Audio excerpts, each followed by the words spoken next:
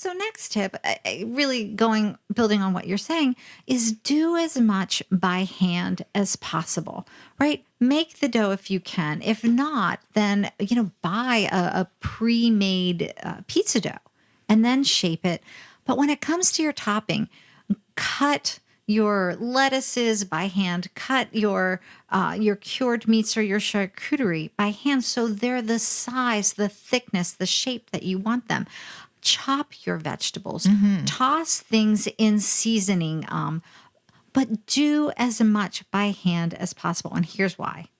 All the best pizzas in the world are made by hand.